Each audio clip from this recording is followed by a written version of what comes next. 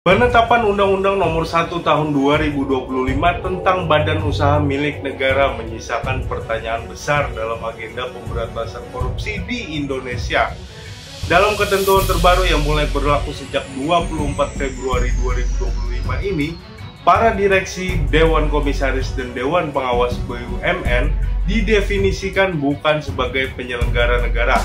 Artinya, secara hukum, mereka kini berada di luar jangkauan langsung Komisi Pemberantasan Korupsi. Pasal 9G Undang-Undang BUMN 2025 menyatakan secara eksplisit bahwa jajaran elit di BUMN tidak lagi tergolong penyelenggara negara atau kriteria yang selama ini menjadi dasar KPK dalam menangani perkara tindak pidana korupsi. Padahal, peran strategis BUMN dalam pengelolaan dana publik dan proyek-proyek berskala nasional menjadikan posisi ini sangat rawan disalahgunakan. KPK sendiri kini tengah mengkaji implikasi hukum dari perubahan definisi ini. Menurut juru bicara KPK, Tessa Mahartika Sugiarto pada Minggu 4 Mei 2025, perlu dilakukan pendalaman dari sisi legal maupun operasional agar KPK tidak melangkah di luar batas kewenangannya. Langkah ini berpotensi membuka ruang gelap dalam pengawasan penggunaan keuangan negara. BUMN sebagai salah satu pilar ekonomi nasional mengelola triliunan rupiah dari APBN, pinjaman luar negeri, hingga penyertaan modal negara.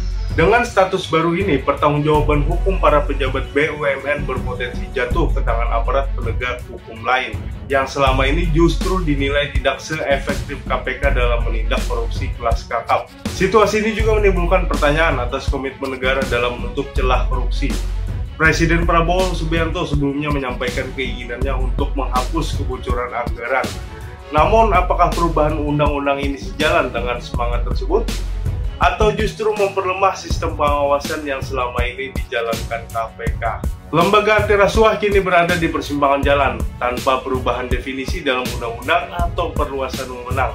KPK bisa kehilangan taringnya terhadap praktik-praktik korupsi yang melibatkan pejabat penting di tubuh BUMN. Bagaimana nih tanggapan warganet? Tulis di kolom komentar dan jangan lupa follow sosial media Warta Banjar, karena Warta Banjar lebih baru, lebih dekat.